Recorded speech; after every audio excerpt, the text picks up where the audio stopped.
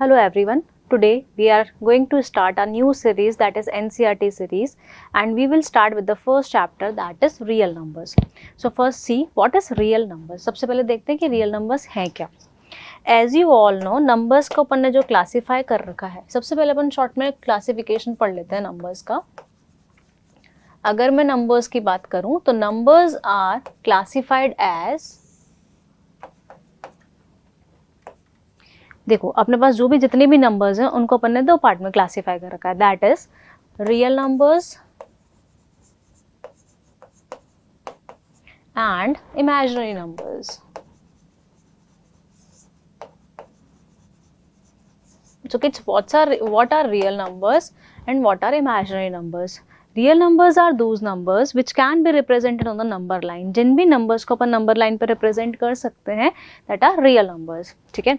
And imaginary numbers which cannot be represented on the number line. So अपन को किसके बारे में पढ़ना है? Real numbers के बारे में. मैं आपको दोनों बताती हूँ होते क्या हैं. ठीक है. Real numbers कौन कौन से numbers हैं? Further they are categorized as rational numbers and irrational numbers.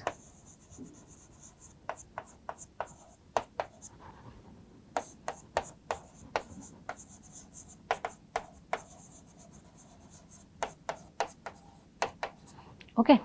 Real numbers को फर्दर कैटेगराइज कर रखा है रैशनल और इरेशनल में. अभी अपन ने देखा रियल नंबर्स वो नंबर्स हैं, डेफिनेशन क्या होगी, which can be represented on the number line. ठीक है. अब इसमें रैशनल और इरेशनल है. Rational numbers are those numbers which can be represent in the form of p by q. Rational numbers वो नंबर्स होते हैं जिनको अपन पी बाई क्यू की फॉर्म में रिप्रेजेंट कर सकते हैं, where q not equal to zero and P and q are integers. जहाँ पे q not equal to zero होना चाहिए और पी और क्यू इंटीजर्स होने चाहिए. इरेशनल नंबर्स जो रैशनल नहीं है, जिनको अपन पी बाई क्यू के फॉर्म में एक्सप्रेस नहीं कर सकते हैं, उनको बोला जाता है इरेशनल नंबर्स. जैसे अभी तक अपन ने जो नंबर्स पढ़े हैं, सी जैसे अपन ने जो नेचुरल नंबर्स पढ़े, नेचुरल नंबर्स हो गए, होल नंबर्स हो गए. ठीक है किड्स. इंटीजर्स हो गए, फ्रैक्शंस हो गए. These all are rational numbers. ये सारे क्या हैं? रैशनल नंबर्स हैं. ठीक है. इरेशनल नंबर्स कौन से होंगे? जैसे √2 हो गया, √3 हो गया, 2 + √5 हो गया, पाई हो गया. ये सारे कौन से होते हैं? Irrational numbers. So all these numbers are real numbers. ये सारे के सारे नंबर्स क्या हैं? Real numbers. और अपना टॉपिक भी क्या है, चैप्टर नेम क्या है? Real numbers. ये सारे के सारे रियल नंबर्स हैं बच्चों. इमेजिनरी नंबर्स, जैसे रूट के अंदर अगर नेगेटिव आ गया, -√2 आ गया, -√5 आ गया, दैट्स नॉट पॉसिबल नंबर्स. इसके बारे में आप आगे जाके 11th क्लास में जाकर पढ़ोगे. एक चैप्टर आता है यू कॉम्प्लेक्स नंबर्स के नाम से, उसमें आप इसको डिटेल में पढ़ोगे. इसके अंदर क्या होता है, जैसे अगर मैं बोल रही हूँ कि भाई x² की वैल्यू -2 है, विच इज़ नॉट पॉसिबल. अगर आपकी x की वैल्यू x, जैसे मैंने बोला x² -2 है, तो भाई किसी का स्क्वायर नेगेटिव तो नहीं आ सकता ना. तो इसलिए रूट के अंदर, तो यहाँ से मैं यही बोल रही हूँ ना बच्चों की, मेरी यहाँ से मैं बोल रही हूँ x = कितना आ गया, √-2. सो इसलिए इनको क्या बोला जाता है? Imaginary numbers. इसको डिटेल में अपन पढ़ेंगे 11th क्लास में. इन्होंने इसके अंदर √-1 को नाम दे दिया i, दैट इज आयोटा. ठीक है. तो अभी इमेजिनरी नंबर्स के बारे में नहीं पढ़ना है, अपन को पढ़ना है रियल नंबर्स के बारे में. ठीक है. रियल नंबर सबको समझ में आ गया होते क्या है? Rational and irrational. ठीक है. रियल नंबर्स को डिनोट किया जाता है कैपिटल R से. ओके. रैशनल नंबर को डिनोट किया जाता है कैपिटल Q से. इरेशनल नंबर्स को डिनोट किया जाता है Q'. नेचुरल नंबर को डिनोट किया जाता है कैपिटल N से. होल नंबर्स को कैपिटल W से. इंटीजर्स को बच्चों I या फिर Z से डिनोट किया जाता है. ये डोनेशंस आपको पता होने चाहिए, क्योंकि कहीं ना कहीं एग्जाम में बिलोंग्स टू करके लिखा हुआ आता है. So you know that real numbers are represent by capital R and rational number by capital Q, not by capital R. So ये क्लासिफिकेशन हो गया. अब इसके अंदर अगर अपन डेसिमल की बात करें, तो मैंने डेसिमल नंबर्स को नहीं लिखा है इसके अंदर अभी कि भाई रैशनल में आएंगे कि इरेशनल आएंगे. ठीक है. मैंने नेचुरल नंबर्स लिख लिए, होल नंबर्स लिख लिए, इंटीजर्स लिख लिए, फ्रैक्शंस लिख लिए. ये मैंने आप लोगों को बता ही दिया. अब इसका भी रीज़न देखेंगे कि पाई भी इरेशनल क्यों होता है. ठीक है। सी, अब डेसिमल रिप्रेजेंटेशन की अगर मैं बात करूं,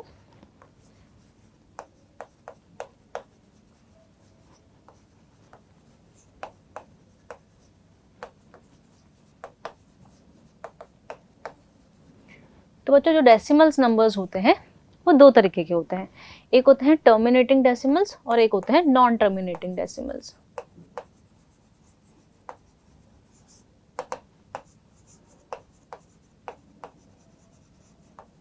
एक होते हैं नॉन टर्मिनेटिंग डेसिमल्स।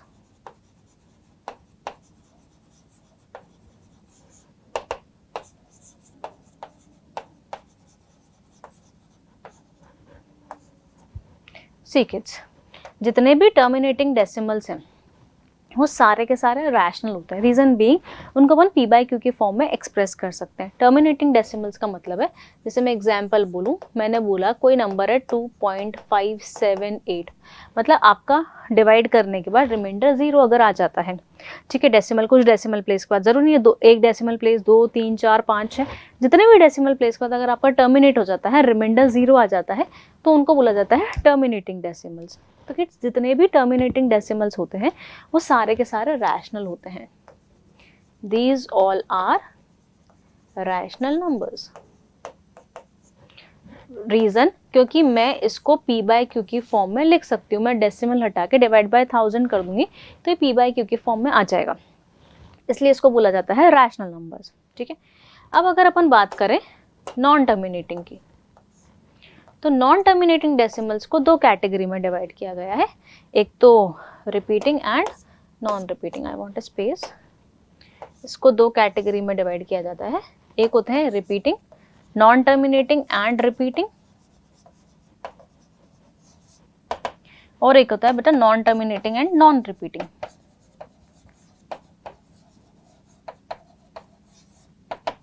ठीक है, अब नॉन टर्मिनेटिंग एंड रिपीटिंग वाले कौन से होते हैं और नॉन रिपीटिंग वाले कौन से होते हैं, इसका एग्जांपल देखें। जैसे अगर मैं किसी नंबर को डिवाइड कर रही हूँ और मेरे पास ऐसा आ रहा है, मान लो 2.3333 रिपीट हो रहा है, या फिर 5.161616 रिपीट हो रहा है, बच्चों कुछ particular 2 digits 3 digits 4 digits repeat हो रही हैं अगर ऐसा, तो इनको बोलते हैं रिपीटिंग। और नॉन रिपीटिंग कौन से होते हैं, जैसे मैंने बोला 2.5617095812 अब देखो बच्चों डिजिट्स तो अपने पास 10 ही है, तो डिजिट्स तो रिपीट होंगे, जैसे 5617 था फिर 58 आ गया, तो क्या पर्टिकुलर पैटर्न, जैसे 56 था पहले पर अब 58 आ गया, रिपीट नहीं हो रहा पर्टिकुलर पैटर्न, इसको बोलते हैं non terminating and non repeating. तो जितने भी नॉन टर्मिनेटिंग एंड रिपीटिंग वाले नंबर्स होते हैं, these all are rational numbers. इन सबको रैशनल नंबर बोला जाता है। Since again this can be represent in the form of p by q, but non terminating and non repeating वाले जितने भी नंबर्स होते हैं, these all are irrational numbers, since these numbers cannot be represented on the these numbers cannot be represented in the form of p by q। मैं इसको देखो, मैं इसको p by q की फॉर्म में कर सकती हूँ, पर मैं इसको p by q की फॉर्म में कन्वर्ट नहीं कर सकती। तो डेसिमल को इस तरीके से कैटेगराइज कर रखा है रैशनल और इर्रेशनल में। ठीक है, जो टर्मिनेटिंग होते हैं वो सारे रैशनल, नॉन टर्मिनेटिंग में रिपीटिंग वाले रैशनल, और नॉन टर्मिनेटिंग में नॉन रिपीटिंग वाले इर्रेशनल। अच्छा, एक और चीज़ देखना, ये नॉन टर्मिनेटिंग एंड रिपीटिंग वाले को एक और वर्ड से बोला जाता है, दैट इज रिकरिंग डेसिमल्स। इनको बोला जाता है recurring decimals.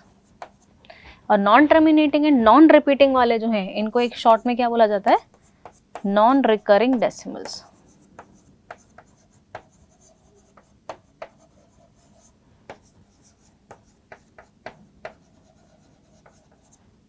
Okay, so these are recurring decimals, these are non recurring decimals। तो ये होता है डेसिमल्स का। तो यहाँ से अपन ने देखा कि भाई रियल नंबर्स कौन से होते हैं, ये सारे जितने भी नंबर्स अपन ने लिख रखे हैं ये सारे के सारे रियल नंबर्स हैं। क्लियर, सबको क्लासिफिकेशन समझ में आ गया। So let's start with our first topic, that is fundamental theorem of arithmetic. ये अपना एनसीईआरटी का पहला टॉपिक है बच्चों। ठीक है, अभी देखा जाए तो अपने इस चैप्टर में दो ही टॉपिक हैं, that is fundamental theorem of arithmetic and reciting irrational numbers. ठीक है, तो मैं आपको बताऊंगी। पहले अपन पढ़ते हैं fundamental theorem of arithmetic. So what fundamental theorem of arithmetic says is, see what is the fundamental theorem of arithmetics definition. Every, पहले मैं सबसे पहले स्टेटमेंट लिख लेती हूँ, every composite number can be expressed as a product, every composite number can be expressed as a product of primes and this prime factorization is unique except the order in which the prime factors occurs, except the order in which prime factors occurs.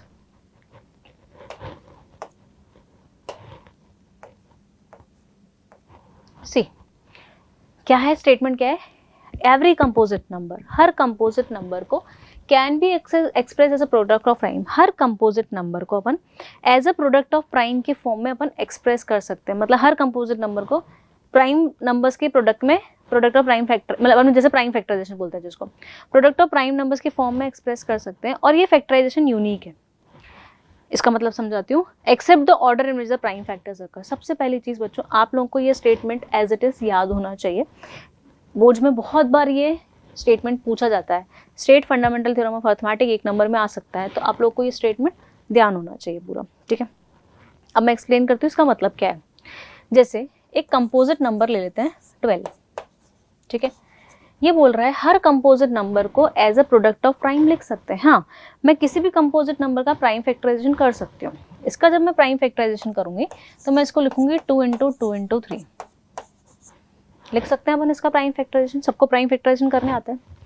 And this prime factorisation is unique. इसका मतलब क्या है कि भाई मैं 12 को किसी और प्राइम फैक्टराइजेशन में थोड़ा सोच सकती हूँ। क्या मैं 2 × 3 × 5 लिख सकती हूँ? क्या 2 × 2 × 3 लिख सकती हूँ, और तो मैं कुछ नहीं लिख सकती। Except the order in which the prime factors occur. मैं इसको सिर्फ इस तरीके से लिख सकती हूँ कि मैं इसका ऑर्डर चेंज कर सकती हूँ, 2 × 3 × 2 कर सकती हूँ, या फिर मैं इसको 3 × 2 × 2 कर सकती हूँ। मैं इस प्राइम फैक्टराइजेशन का ऑर्डर चेंज कर सकती हूँ, पर मैं क्या इस प्राइम फैक्टराइजेशन को चेंज कर सकती हूँ? क्या नहीं। इसलिए बोला जाता है this prime factorisation is unique, सिर्फ अपन इसका ऑर्डर चेंज कर सकते हैं। So this is fundamental theorem of arithmetic. इसको बोला जाता है फंडामेंटल थ्योरम ऑफ अरिथमेटिक, कि भाई हर कंपोजिट नंबर को अपन प्रोडक्ट ऑफ प्राइम के फॉर्म में लिख सकते हैं, कि अपन हर कंपोजिट नंबर का प्राइम फैक्टराइजेशन कर सकते हैं। यहाँ से क्लियर है? ठीक है, अब ये कहाँ पर काम आता है बच्चों? सबको प्राइम फैक्टराइजेशन करने आता ही है अपन लोगों को। अब अपन बात करते हैं इसमें, ये अपन को HCF LCM निकालने में प्राइम फैक्टराइजेशन काम आता है। जैसे मैं बात करूं सबसे पहले कि भाई HCF और LCM क्या होते हैं। बात करते हैं HCF की, that is highest common factor. HCF क्या होता है? Highest common factor. बच्चों इसको एक और नाम से जाना जाता है, that is GCD। It's GCD, that is greatest common divisor.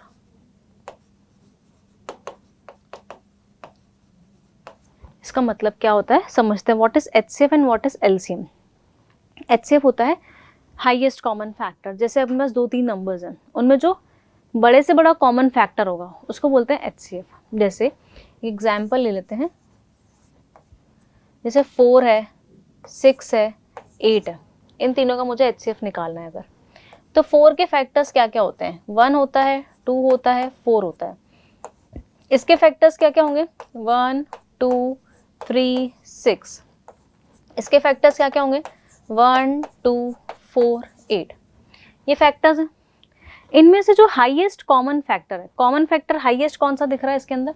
2 ही दिख रहा है, और कोई तो कॉमन फैक्टर दिख नहीं रहा है इससे ज़्यादा आगे, तो इनका HCF कितना हो जाएगा? 2 हो जाएगा। ठीक है, ऐसे ही LCM क्या होता है पहले समझते हैं, फिर निकालना सीखेंगे अपन। अभी तो अपन इसको इस तरीके से निकाल रहे हैं। LCM होता है least common multiple.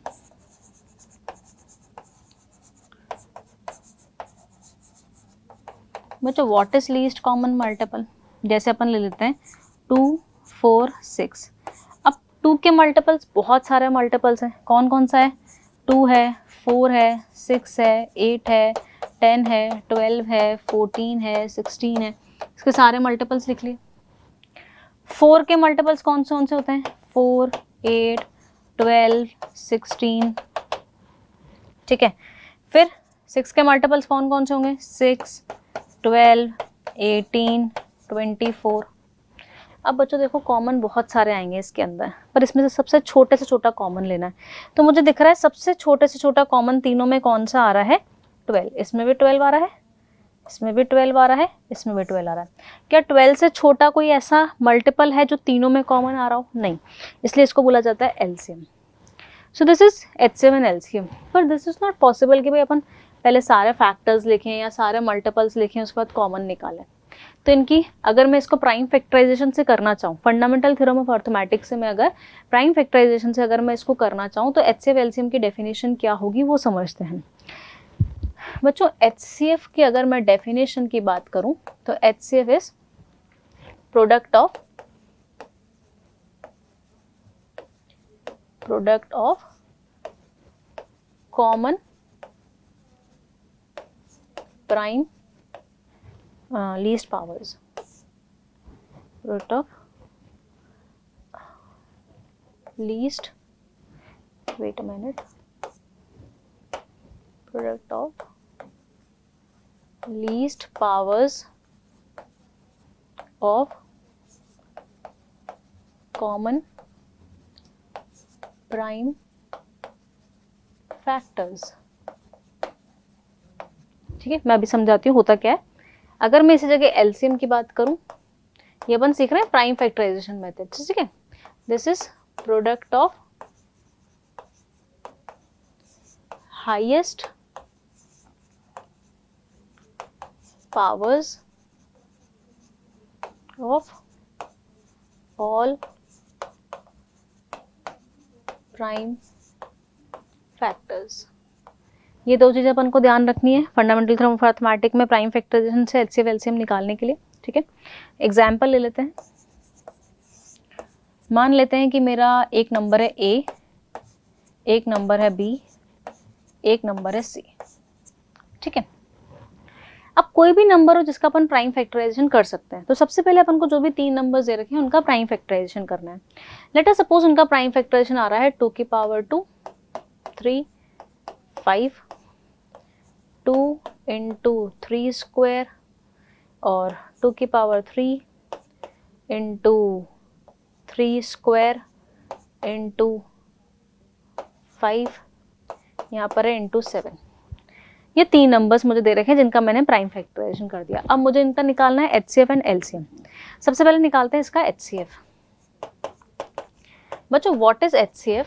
Product of least powers of common prime factors. जो इनमें कॉमन प्राइम फैक्टर्स हैं उनकी लीस्ट पावर्स लेनी है। यहाँ पर 2 कॉमन दिख रहा है, तीनों में है। 2 की पावर 2 है, यहाँ पर 1 है, 3 है। स्मॉलेस्ट कौन सी है?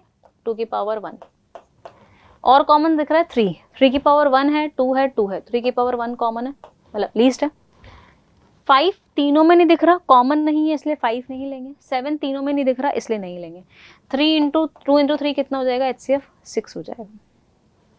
ऐसे ही अगर आपको LCM निकालना है तो क्या है? Product of highest powers of all prime factors. जितने भी प्राइम फैक्टर्स हैं उन सबके हाईएस्ट पावर्स लेंगे। कौन कौन से प्राइम फैक्टर दिख रहे हैं? एक 2 दिख रहा है, 2 की हाईएस्ट पावर 3 है। एक प्राइम फैक्टर दिख रहा है 3, 3 की हाईएस्ट पावर 2 है। एक प्राइम फैक्टर दिख रहा है 5, 5 की हाईएस्ट पावर 1 है। एक प्राइम फैक्टर दिख रहा है 7, 7 की पावर 1 है। इसमें ज़रूरी नहीं है कि कॉमन हो, इसमें सारे जितने भी प्राइम फैक्टर्स हैं सब लेने हैं, उनकी हाईएस्ट पावर्स लेनी है. So this is 8 into 9 into 5 into 7. When you will multiply, you will get LCM. So this is the method, prime factorization method of finding HCF and LCM. यही अपन को questions में भी काम आने वाला है. क्लियर है? ठीक है. एक चीज और ध्यान रखना इसके अंदर, एक प्रॉपर्टी ध्यान रखना, product of two numbers is equal to होता है HCF इंटू LCM. किसी भी दो नंबर का अगर अपन प्रोडक्ट निकालते हैं वो तो किसके इक्वल आता है, उनके HCF into. This property is for only two numbers, not for the three numbers. ठीक है, थ्री नंबर्स के लिए अलग प्रॉपर्टी होती है. तो दो नंबर का प्रोडक्ट उनके HCF और LCM के प्रोडक्ट के इक्वल आता है. एक एग्जाम्पल लेकर समझ जाते हैं इसको. जैसे मान लो कि मेरे पास 4 और मान लेते हैं, या फिर अपन 6 और 20 ले लेते हैं. 6 और 20 दो नंबर्स हैं. ठीक है, इनका मुझे HCF और LCM निकालना है. 6 एक नंबर है जिसको मैं 2 इंटू 3 लिख सकती हूँ. 20 एक नंबर है जिसको मैं 2 स्क्वायर इंटू 5 लिख सकती हूँ. ठीक है बच्चों, इसका HCF कितना आ जाएगा, 2 ही कॉमन दिख रहा है, 2 ही आएगा. LCM मैंने कहा था ग्रेटेस्ट पावर ले लो, 2 का स्क्वायर इंटू 3 इंटू 5 आ जाएगा, दैट इज 4 इंटू 3 इंटू 5, ये आ जाएगा 60.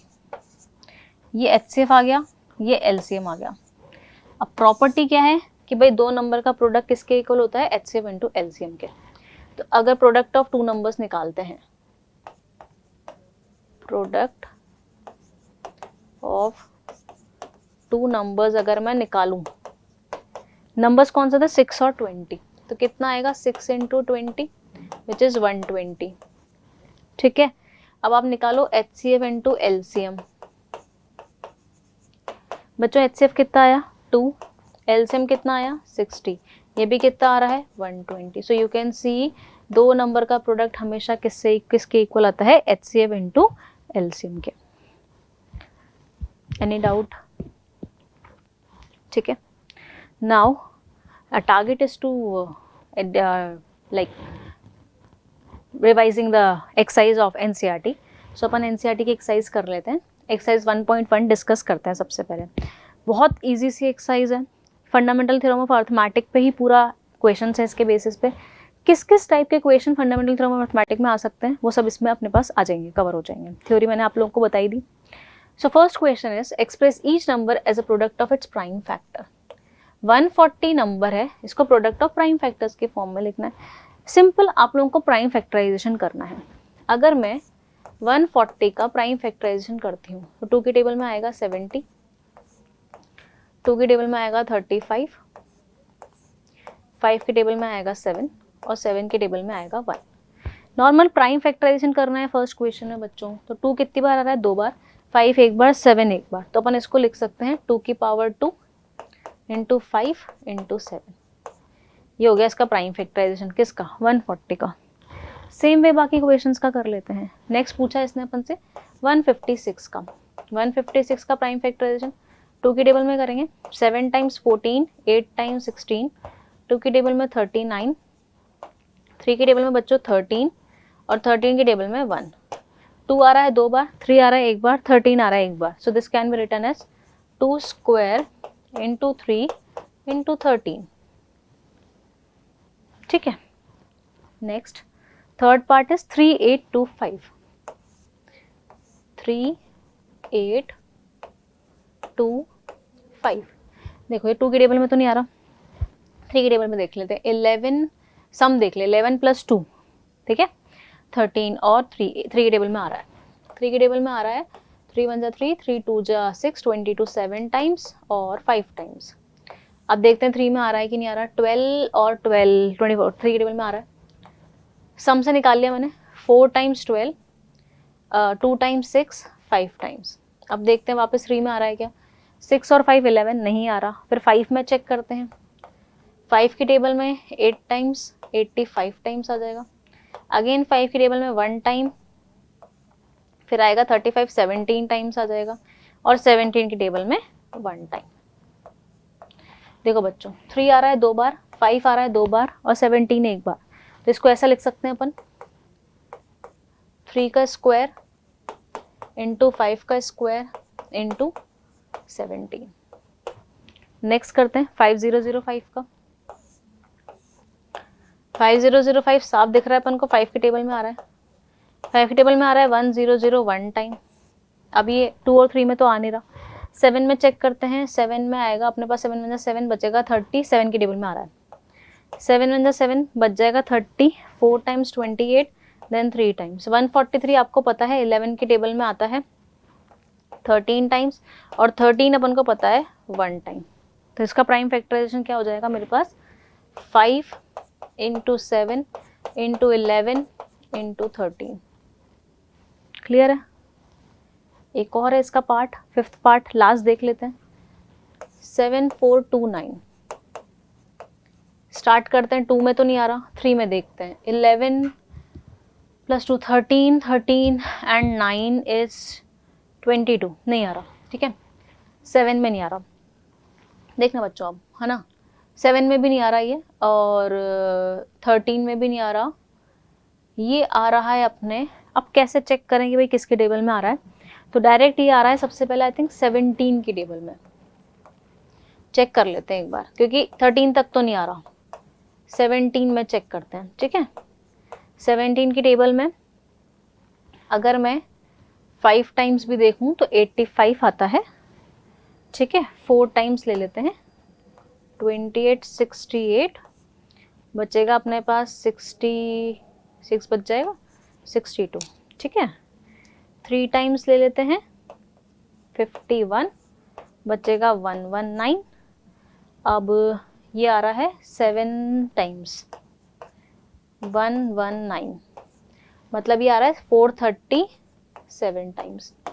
अब बच्चों 17 के बाद कौन सा प्राइम नंबर होता है, 17 के बाद होता है 19। अब देखते हैं 437 जो है वो 19 की टेबल में आता है कि नहीं आता, है ना, क्योंकि पहले वाले प्राइम नंबर्स में ऑलरेडी चेक कर चुकी हूँ। अब देखो 19 की टेबल में 2 टाइम्स आएगा 38, बचेगा अपने पास 18, है ना, 237 है ना, ठीक है, बचेगा अपने पास 57 और ये 3 टाइम्स आ जाएगा, ठीक है। 19 की टेबल में आ रहा है ये 23 टाइम्स, और 23 की टेबल में ये आ जाएगा 1 टाइम। तो इसका प्राइम फैक्टराइजेशन क्या हो जाएगा अपने पास 17 इंटू 19 इंटू 23। फर्स्ट क्वेश्चन बहुत ही इजी सा क्वेश्चन था, सिर्फ इसके अंदर प्राइम फैक्टराइजेशन करना था अपन को। क्लियर है? So the second question is now find the LCM and HCF of the following pair of integers. आपको ये फॉलोइंग पेयर ऑफ इंटीजर्स दे रखे हैं, इनके एचसीएफ और एलसीएम निकालना है and verify that HCF into LCM is the product of 2 numbers. बच्चों अभी मैंने तुम लोगों को एग्जांपल में बताया था, ये क्वेश्चन सेम ही हो गया। पहले क्या करना है, इन दोनों का एचसीएफ निकालना है, इन दोनों का एलसीएम निकालना है और वेरीफाई करना है कि प्रोडक्ट ऑफ 2 नंबर्स किसके इक्वल होगा, एचसीएफ इनटू एलसीएम के, ठीक है।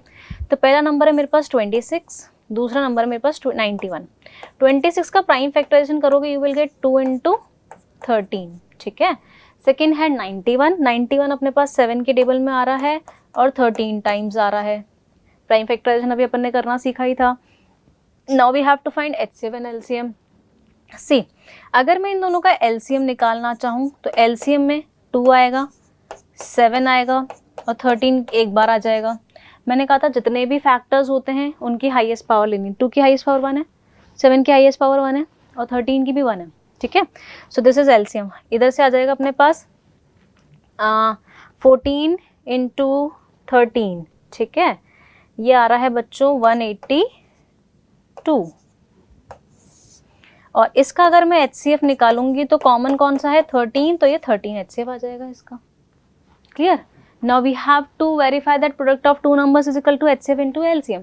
तो यहाँ से अपन बोल सकते हैं प्रोडक्ट ऑफ 2 नंबर्स अगर मैं निकालना चाहूँ तो नंबर्स कौन कौन से थे मेरे, 26 एंड 91।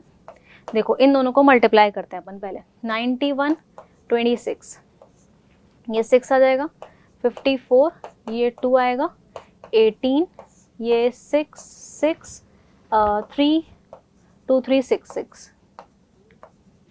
ठीक है बच्चों, अब अगर मैं बात करूं, ठीक है, HCF इंटू LCM की, HCF इंटू LCM की, HCF कितना था 13, LCM कितना था 182। Now multiply 182 by 13, 6 24 5 2 8 1 6 6 3 2 3 6 6। देखो सेम आ रहा है। अब देखो प्रोडक्ट ऑफ टू नंबर्स किसके इक्वल है, HCF इंटू LCM के इक्वल आ रहा है। यही मुझे वेरीफाई करना था इसके अंदर। ओके, इसका सेकेंड पार्ट देखते हैं हम अपन। सेकेंड पार्ट में दे रखा है 510 इंटू 92 और एंड 92। 510 के भी प्राइम फैक्टराइजेशन कर लेते हैं, 92 का भी कर लेते हैं। सबको प्राइम फैक्टराइजेशन करने आता है। 510 का करते हैं 2 5 और 5, ये 3 की टेबल में आ रहा है, 3 की टेबल में आ रहा है ये 8 टाइम्स 24 एंड 5 टाइम्स, ये फिर 5 की टेबल में आ रहा है, 5 1 5, बचेगा अपने पास 17। So this can be written as 2 into 3 into 5 into 17। बच्चों ऐसे 92 का प्राइम फैक्टराइजेशन करते हैं 2 की टेबल में, 46 2 की टेबल में, 23 23 की टेबल में 1 time. So this can be written as 2 square into 23। मैंने सिर्फ अभी प्राइम फैक्टराइजेशन किया है। अब अपन क्या करते हैं, इसका HCF और LCM निकाल लेते हैं। ये मैं हटा रही हूँ यहाँ से,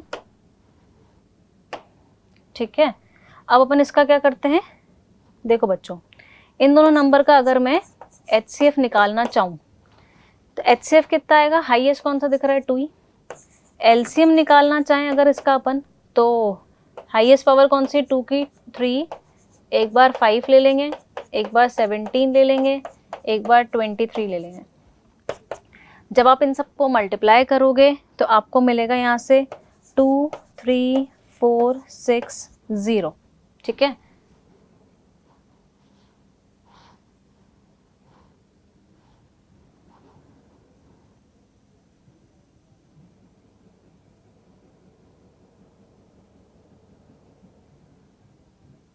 ओके, HCF मिल गया, LCM मिल गया। अब अपन को क्या करना है, वही प्रोडक्ट ऑफ टू नंबर्स,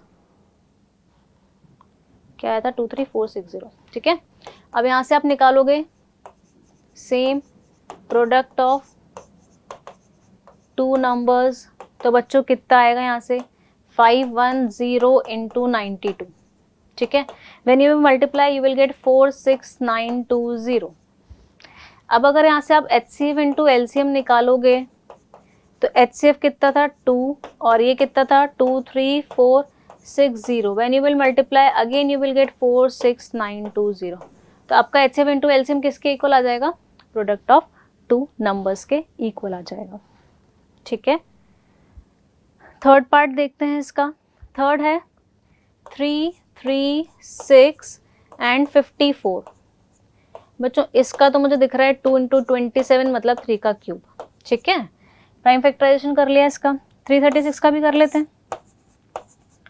2 की टेबल में करते हैं 1 टाइम्स, ठीक है। सबसे पहले 2 की टेबल में देखते हैं 6 टाइम्स 8 टाइम्स। अगेन 2 की टेबल में अगर देखेंगे तो यहाँ से कितना आएगा अपने पास 84, 2 की टेबल में 42, 2 की टेबल में 21, 3 की टेबल में 7, 7 की टेबल में 1। This can be written as 2 power 4 into 3 into 7, ठीक है ना बच्चों। यहाँ से मैंने HCF और LCM निकाल लिया, सॉरी प्राइम फैक्टराइजेशन कर लिया। अब मैं यहाँ से HCF निकाल सकती हूँ। 2 की लोवेस्ट पावर 2, 3 की लोवेस्ट पावर 3 है, बस 2 और 3 का कॉमन है, HCF आ जाएगा 6। LCM निकालेंगे, 2 की हाईएस्ट पावर 4 है, 3 की हाईएस्ट पावर 3 है और ये 7 है। This is 16 into 27 into 7। When you will multiply these three numbers, देखो मैंने LCM में क्या लिया है, हाईएस्ट पावर ले ली, 2 कॉमन, 2 सा एक प्राइम फैक्टर, हाईएस्ट पावर ले ली, 3 की हाईएस्ट पावर ले ली, 7 भी ले लिया। 16 इंटू 27 इंटू 7 हो गया। This will give you 30 to 4, ठीक है। अब अपन को क्या निकालना है, प्रोडक्ट ऑफ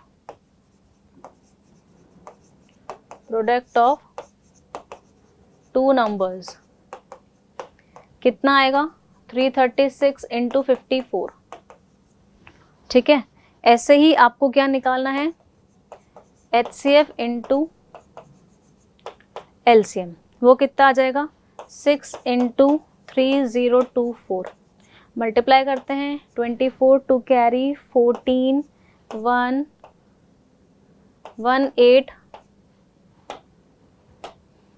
18144 आएगा बेटा, यहाँ से भी 18144 आ जाएगा, एक बार चेक कर लेना आप लोग।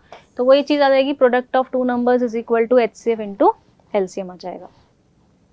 ओके, सो नेक्स्ट क्वेश्चन पे मूव करते हैं। Question number 3, find the HCF and LCM of the following integers by applying the prime factorisation method. अभी मैंने 2 नंबर्स का निकाला था, अब इसमें 3 नंबर्स का निकालना है, बस सेम तरीका अप्लाई करना है।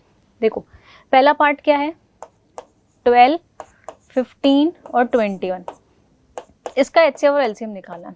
12 का prime factorisation 2 square into 3, 3 into 4, ठीक है, ये 3 इंटू 5, ये 3 इंटू 7। अब बच्चों HCF में कॉमन कौन सा दिख रहा है, 3, तो HCF कितना आ जाएगा इसका 3, और LCM में क्या लेते हैं, सारे फैक्टर्स की हाईएस्ट पावर, 2 की पावर 2, 3 की पावर 1 ही आएगा, 5 की पावर 1 आएगा और 7 आएगा, ठीक है। So this is equal to 4 into 3 into 5 into 7, ठीक है। 12, 60 और 120, तो इन तीनों नंबर का HCF आ गया 3 और LCM आ गया 120, क्लियर। सेम जैसे 2 नंबर्स का निकालते हैं वैसे 3 नंबर्स का निकाल लिया। नेक्स्ट पार्ट देखते हैं इसका, सी नेक्स्ट इज 17, 23 एंड 29, ये है 1 इंटू 17, ये है 1 इंटू 23, ये है 1 इंटू 29, क्योंकि तीनों ही प्राइम नंबर है, कुछ भी कॉमन नहीं आ रहा है, तो इसका HCF जो आएगा वो कितना आ जाएगा 1, और LCM तीनों एक एक बार आ रहे हैं तो आ जाएगा 17 into 23 into 29, when you will multiply you will get 11339 something, तो LCM और HCF निकल जाएगा। कुछ भी कॉमन नहीं है अगर, तो HCF कितना होगा 1। इसका एक और पार्ट देख लेते हैं, 8, 9, 25, देखो 8, 9, 25, 8 को लिख सकते हैं 2 का क्यूब, 9 को लिख सकते हैं 3 का स्क्वायर, 25 को लिख सकते हैं 5 का स्क्वायर, ठीक है। अब HCF अगेन तीनों में कोई भी प्राइम फैक्टर कॉमन नहीं है, तो HCF हो जाएगा 1। LCM देखो 2 की पावर कितनी हाईएस्ट है, 3 है, 3 की पावर हाईएस्ट कितनी है, 2 है, 5 की हाईएस्ट पावर कितनी है, 2 है। दिस इज 8 इंटू 9 इंटू 25, ठीक है। 25 इंटू 8 200 और ये 1800 आ जाएगा। ओके, सो 8, 9, 25 का मैंने HCF और LCM निकाल लिया, कॉमन कुछ नहीं था इसलिए HCF 1 और LCM तीनों का प्रोडक्ट आ जाएगा यहाँ से। Next question number 4 is given that HCF of these two numbers is this and LCM you have to find LCM। अभी मैंने आपको एक प्रॉपर्टी बताई कि प्रोडक्ट ऑफ टू नंबर्स जो होता है वो HCF इंटू LCM के इक्वल होता है। Product of two numbers is equal to होता है HCF इंटू LCM। पहला नंबर कौन सा है 306, दूसरा नंबर कौन सा है 657। अब बच्चों इसका HCF दे रखा है 9 और LCM पूछा है, तो HCF की जगह 9 लिखते हैं, LCM निकाल लेंगे। सो LCM कितना आ जाएगा, ये 9 मल्टीप्लाई वाला जो है वो डिवाइड में चल जाएगा, 306 इंटू 657 बाय 9, ठीक है। अब 9 से अपन करेंगे इसको, 9 की टेबल में अगर देखें तो 3 टाइम्स 27, 36, 4 टाइम्स 36, 34 इंटू 657 इसका क्या आ जाएगा LCM आ जाएगा यहाँ से। तो अपन बस प्रॉपर्टी लगा रहे हैं, product of two numbers is equal to HCF into LCM वाली, ठीक है। When you will multiply you will get 2 2 3 3 8। Next important question है, बहुत बार पेपर में पूछा जा चुका है, ये क्वेश्चन पूछा भी जाता है अभी भी। क्वेश्चन है चेक वेदर 6 की power n can and with the digit 0 for any natural number. क्या 6 की पावर n कभी भी डिजिट 0 से एंड होगा क्या? देखो बच्चों, अगर मैं एग्जाम्पल लेकर समझूं तो 6 की पावर 1 6 होता है, 6 की पावर 2 36 होता है, 6 की पावर 3 करेंगे 120, सॉरी 6 से मल्टीप्लाई कर देते हैं इसको अपने यहाँ से, ठीक है। आप जब भी मल्टीप्लाई करोगे, जब भी मल्टीप्लाई करोगे आपको लास्ट डिजिट हमेशा क्या मिलेगी? 6 के केस में हमेशा लास्ट डिजिट क्या मिलेगी? 6 ही मिलेगी, ठीक है। इसने पूछा है क्या 6 की पावर n कभी भी 0 से एंड होगा क्या? तो यहाँ से तो अपन बोल सकते हैं कि नहीं होगा, पर आपको ऐसे एग्जाम्पल लेकर सॉल्व नहीं करना है। कैसे करना है? देखो एक चीज ध्यान रखना, एक स्टेटमेंट ध्यान रखना, एनी नंबर एंड्स विद 0, कोई भी नंबर अगर 0 से एंड होता है contains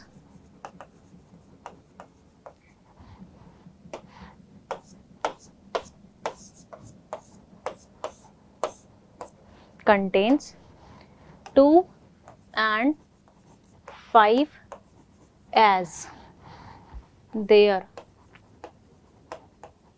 prime factorization, as their prime factors। जब भी किसी भी नंबर में 0 आएगा लास्ट में तो उसमें 2 और 5 तो आएगा ही आएगा प्राइम एंड में। अब अगर मैं 6 की पावर n का प्राइम फैक्टराइजेशन करूं तो 2 की पावर n इंटू 3 की पावर n लिख सकती हूँ, ठीक है। इसमें 2 तो आ रहा है बट 5 नहीं आ रहा। देखो अगर 0 से एंड होगा तो 2 और 5 0 10 जो होता है वो 2 और 5 होता है, पर 6 की पावर n में 2 और 2 के पावर n 3 में। अब इसमें लिखेंगे as it contains 2 as prime factor but not 5। इसमें 2 तो आ रहा है बट 5 नहीं आ रहा है। बच्चों कोई भी नंबर 0 से एंड होगा उसमें 2 एंड लिखा है मैंने, एंड का मतलब दोनों आने चाहिए, पर इसमें 2 आ रहा है 5 नहीं आ रहा। So it never ends with digit 0, मतलब ये नंबर कभी भी 0 से एंड नहीं होगा आपका। क्लियर है? इस तरीके से अपन लोग लैंग्वेज के फॉर्म में लिख सकते हैं। 6 की पावर n, 12 की पावर n, 18 की पावर n, 15 की पावर n, कुछ भी नंबर दिया जा सकता है आपको यहाँ पर। Let's move to the next question. ये भी बहुत बार आ चुका है। Explain why these and these are the composite numbers. Explain करना है ये 7 इंटू 11 इंटू 13 प्लस 13 जो है ये कंपोजिट नंबर क्यों है।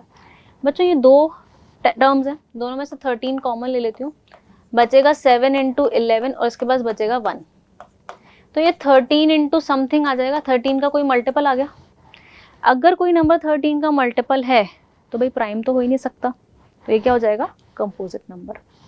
सिमिलरली सेकेंड वाले को आप लिख सकते हो 7 into 6 into 5 into 4 into 3 into 2 into 1। ये बोर्ड्स में लिखने का तरीका बता रही हूँ आप लोगों को।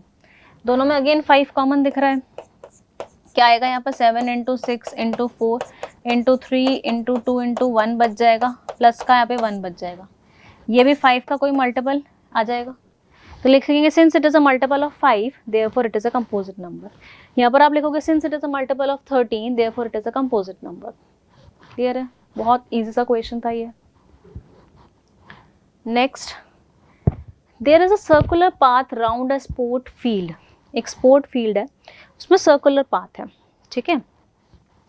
Sonia takes 18 minutes to drive 1 round of the field. उसको एक राउंड लगाने के लिए 18 मिनट्स लगते हैं। While Ravi takes 12 minutes for the same, और रवि को उसी राउंड लगाने के लिए 12 मिनट्स लगते हैं। Suppose they both start at the same point and at the same time and go in the same direction. दोनों ने सेम पॉइंट पे स्टार्ट किया, सेम टाइम पे स्टार्ट किया, दोनों सेम डायरेक्शन में जा रहे हैं।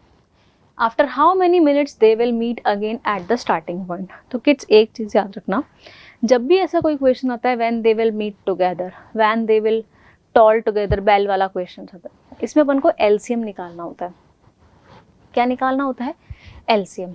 एलसीएम क्यों निकालते हैं? देखो, जैसे सोनिया एक राउंड, पहला राउंड जो लगा लेगी वो 18 मिनट्स में लगाएगी और रवि पूरा राउंड 12 मिनट्स में लगाएगा। ये सोनिया है, ये रवि है। सोनिया दूसरा राउंड कितनी देर में लगाएगी? 36 मिनट्स में। ये लगाएगा 24 मिनट्स में, फिर ये लगाएगा 36 मिनट्स में। ये अगर अपन ऐसे करते जाएंगे तो देखो ये 36 मिनट ये 36 मिनट में सेकेंड राउंड कंप्लीट करके वापस पहुंच जाएगा। 2 ही राउंड लगाए, ये 3 राउंड कंप्लीट करके उसी पॉइंट पे आ चुका होगा, तो ये दोनों मिल जाएंगे ना इसी पॉइंट पे वापस से। तो ये जो है दोनों मिलकर किस में मिलेंगे? 36 मिनट्स पे। तो अपन क्या, जब भी ऐसा कोई क्वेश्चन आता है when they will meet together, when they will toll together, तो उस केस में अपन को क्या निकालना होता है? LCM. So we have to find LCM of 18 and 12। ठीक है, सो ये कितना आ जाएगा मेरे पास? 36 मिनट्स। सो क्वेश्चन में यही पूछा था when they will meet again at the starting point. Starting point पे कब मिलेंगे? 36 मिनट्स पे। पर उस टाइम पे सोनिया ने 2 ही राउंड लगाए होंगे और रवि कितने राउंड लगा चुका होगा? 3 राउंड्स लगा चुका होगा। Clear? So this is all about fundamental theorem of arithmetic. Let's start the next topic, that is reciting irrational numbers. मैंने आप लोगों को बता दिया इर्रेशनल नंबर्स क्या होते हैं। अभी मैंने आप लोगों को बताया, जैसे मैंने बोला कि भाई √2 हो गया, √3 हो गया, 2 + √5 हो गया। बच्चों अगर ऐसा लिखा हुआ है √/√/, क्यूब √/, स्क्वायर √/5, तो ये सारे क्या हैं? ये सारे इर्रेशनल नंबर्स हैं। These all are irrational numbers. ठीक है, रिविसाइटिंग इसके अंदर अपन पढ़ेंगे भाई इनको प्रूव करना है कि √2 इर्रेशनल क्यों है, √3 इर्रेशनल क्यों है। ये √2 है, √2, √3, 2 + √5, ये सारे नंबर्स इर्रेशनल क्यों हैं, इनका प्रूफ देखेंगे अपन। ठीक है, इसके लिए एक थ्योरम पढ़ते हैं पहले। Let P be a prime number. P एक प्राइम नंबर है। अगर P एक प्राइम नंबर है, P अगर a² को डिवाइड करता है, then P divides a also, where a is a positive integer. कोई भी पॉजिटिव इंटीजर है, एक प्राइम नंबर है। जैसे मान लो कि भाई एक नंबर है 8 और यहाँ पर है 2। अगर 2 8 को 8 ना लेके अपन स्क्वायर नंबर 16 ले लेते हैं, p²। अगर p जो है ये p है, मान लो ये मेरा a² है। अगर 16 2 से डिविजिबल है तो इसका स्क्वायर रूट कितना होगा? 4। तो p जो है वो a को भी डिवाइड करेगा, डिवाइड कर ही रहा है। देखो condition, this is a prime number. अब इसका प्रूफ देखते हैं। Let the prime factorization a b, जो मेरा नंबर था a। ठीक है, देखो बच्चों ये मेरा नंबर है a², ये लिया था मैंने p, ये हो गया था मेरा a और ये हो गया था मेरा p। ठीक है, let the prime factorization of a b follows. A का प्राइम फैक्टर, देखो a एक मेरा इंटीजर है, एक कंपोजिट नंबर है कोई भी, इसको मैं इसका प्राइम फैक्टराइजेशन कर सकता है। फंडामेंटल थ्योरम ऑफ अरिथमेटिक में अपन ने पढ़ाई से a को मैंने लिख दिया p1 × p2 × p3, बहुत सारे प्राइम नंबर्स का प्रोडक्ट लिख दिया। p1 p2 p3 are primes, not necessarily distinct, जरूरी नहीं है कि भाई अलग अलग हो, सेम भी हो सकते हैं। तो अगर a ये है तो a² कितना होगा? इसका square p1 p2 pn, p1 p2 pn। तो इसको जब मल्टीप्लाई करोगे p1² p2² pn² आ जाएगा। We are given that p जो है वो a² को डिवाइड कर रहा है, दे रखा है p a² को डिवाइड कर रहा है, मतलब p इसको डिवाइड कर रहा है a² को। From the fundamental form of arithmetic it is followed p is one of the factor of p a²। Yes, अगर p इसको डिवाइड कर रहा है a² को तो p इसका एक फैक्टर होगा, इसका एक फैक्टर p होगा, तभी तो उसको एग्जैक्टली डिवाइड कर रहा है। ठीक है, however using the unique part of the fundamental theorem of arithmetic we realize that only prime factor of a² are, यहाँ से अपन ने देखा कि a² के प्राइम फैक्टर्स कौन कौन से हैं? p1 p2 p3 pn।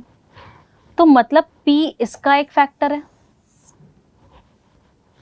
p अगर P1 square P2 square Pn का स्क्वायर है, तो P मतलब इनका एक फैक्टर ना, क्योंकि अपन ने बोल रखा है कि every composite number can be express as a product of primes and this prime factorization unique.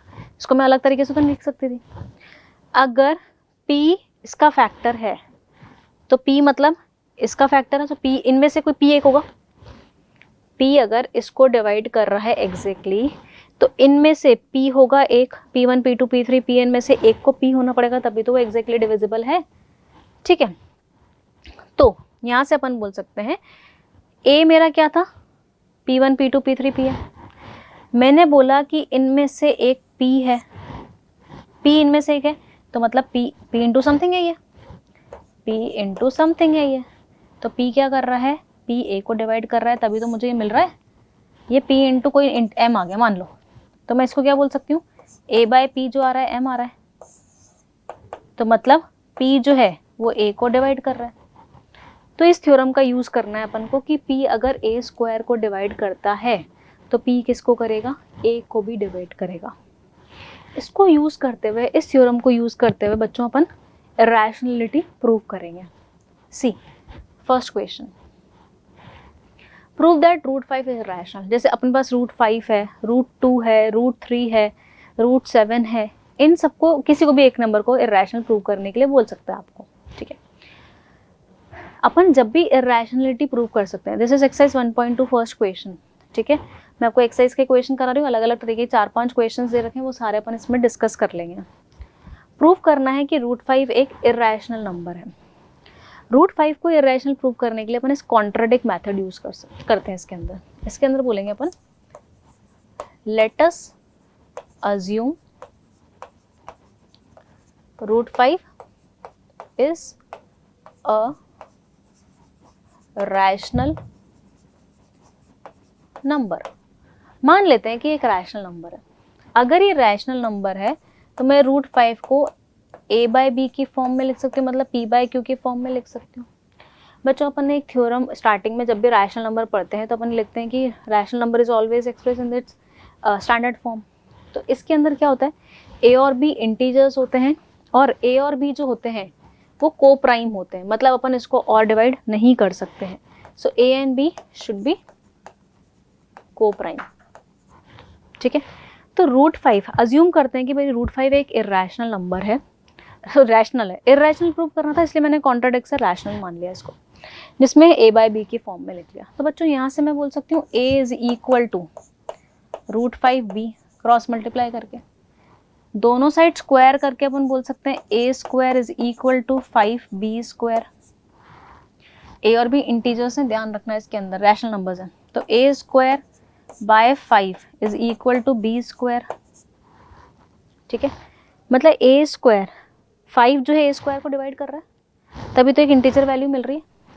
यहाँ से अपन बोल सकते हैं 5 डिवाइड्स A स्क्वायर।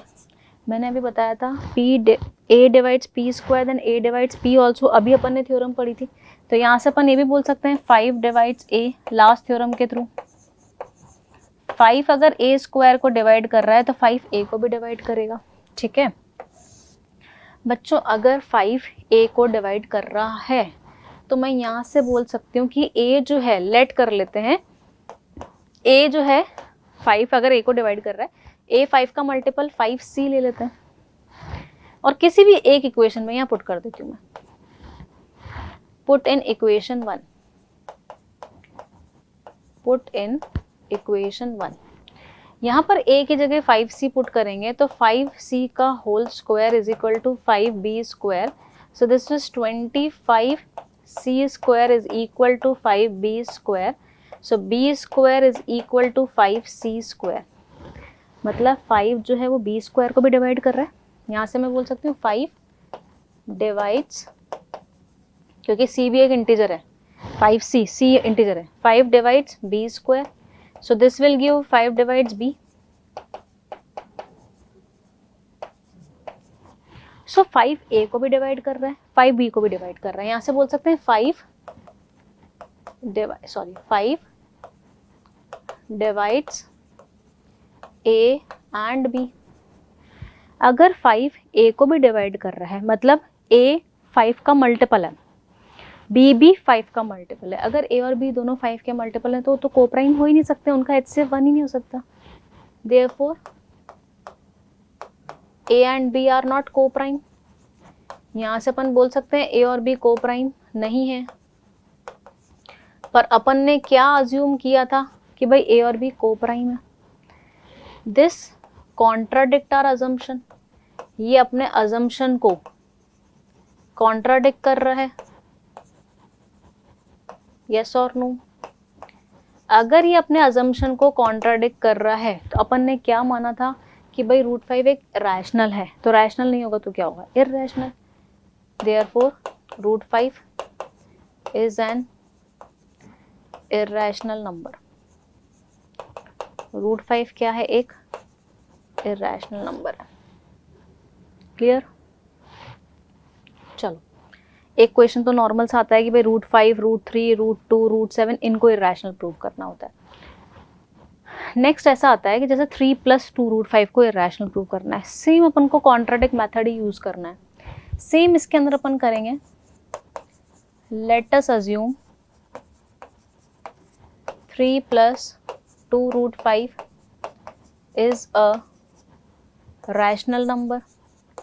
बच्चों कोई भी क्वेश्चन आ जाए आपको इसी फॉर्म में करना है कॉन्ट्राडिक्ट मेथड से। तो 3 + 2 √5 कितना हो जाएगा, a/b। ठीक है, 3 को उधर भेज देते हैं, 2 √5 कितना हो जाएगा, a/b -3। ठीक है, इस 2 को भी नीचे भेज देते हैं, ये हो जाएगा half of a/b -3। Now this can be written as √5 is equal to a minus ये 2a minus 3b by 2b। बच्चों देखो अभी अपन ने प्रूव किया था √5 क्या है, एक इररेशनल नंबर है। LHS आपका इररेशनल आ रहा है, RHS आपका ये रैशनल आ रहा है क्योंकि a और b रैशनल है। ये रैशनल आएगा, रैशनल डिवाइड बाय रैशनल करेंगे, रैशनल आ जाएगा, ये नॉट इक्वल आएगा। इसका मतलब वही चीज आ गई, this contradict our assumption, this contradict our assumption, therefore 3 + 2 √5 is an irrational number। मैंने माना था कि ये रैशनल है। जब मैंने रैशनल माना तो मेरा एक इररेशनल रैशनल के इक्वल आ रहा था, विच इज़ नॉट पॉसिबल। अगर मैं इसको रैशनल के इक्वल लेकर जा रही हूँ तो मेरी लास्ट में जो इक्वेशन ऐसी बन रही है कि एक इररेशनल है, एक रैशनल के इक्वल आ रहा है, तो मतलब ये अपने अजम्पशन को कॉन्ट्राडिक्ट कर रहा है, इसलिए ये इररेशनल नंबर होगा। बच्चों एक चीज़ और ध्यान रखना, अगर आपका ये क्वेश्चन 2 नंबर में आता है तो आप इस तरह सा लिख सकते हैं, बट आपका 3, 4, 5 नंबर में क्वेश्चन आता है तो आपको ये जो √5 का डायरेक्ट इररेशनल मत बोलना। ये जो मैंने लास्ट क्वेश्चन में प्रूव किया था ना, जैसे √5 इररेशनल, ये पूरा आपको लिखना पड़ेगा उस केस में, उसके बाद आपको ये प्रूव करना है। Clear? Next same, prove the following are irrationals. वही, लेट अस अज्यूम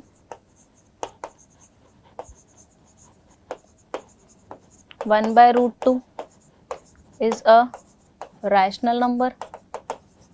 सेम तरीके से करना है बच्चों अपन को। 1/√2 अगर रैशनल है तो इसको a/b बोल सकते हैं, है ना। तो √2 को अपन b/a बोलेंगे।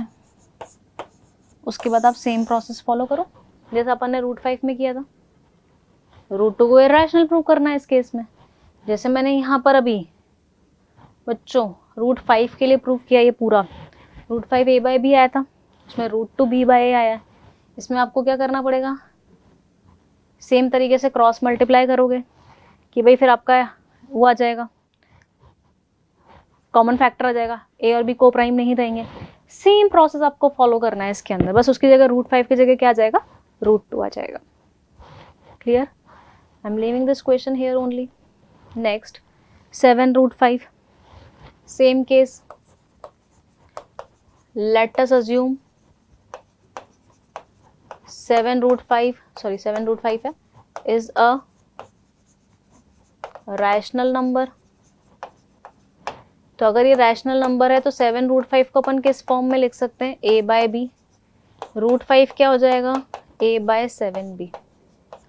Again this is rational, this is irrational, which is not possible, क्योंकि अगेन आपको इसके अंदर वही प्रूव करना पड़ेगा कि √5 क्या है, एक, इसको प्रूव करोगे आप क्या है, ये एक इरेशनल है फर्स्ट क्वेश्चन के थ्रू, और आप बोलोगे ये एक रैशनल है, and rational irrational can not be equal to a rational number. Last में वही लिखेंगे, this contradict our assumption and hence 7√5 is a rational number. एक चीज ध्यान रखना, ये मैंने जो फर्स्ट क्वेश्चन किया था वो आपको इसके अंदर पूरा लिखना है कि भाई √5 को फिर रैशनल क्यों बोल रहे हैं। ओके, एक लास्ट और देख लेते हैं किस टाइप में आता है। अभी अपन ने देख लिया वैसा ही क्वेश्चन है, 6 + √2 को भी अपन अज्यूम कर लेते हैं कि एक रैशनल है। अगर ये रैशनल है तो ये a/b की फॉर्म में होगा, तो √2 को अपन लिखेंगे a/b -6, ये आ जाएगा √2 = a - 6b/b। ये एक आ जाएगा इरेशनल और ये आ जाएगा आपका rational, which is not equal. आप स्टेटमेंट लास्ट में वही लिखोगे, this contradict our assumption and hence 6 + √2 is an irrational number. Same process follow करना है आपको हर क्वेश्चन में बच्चों इसमें, ठीक है। So this is all about exercise 2 of NCERT chapter 1। सो ये चैप्टर आप लोगों का खत्म हो चुका है यहाँ पर real numbers. Okay, thank you.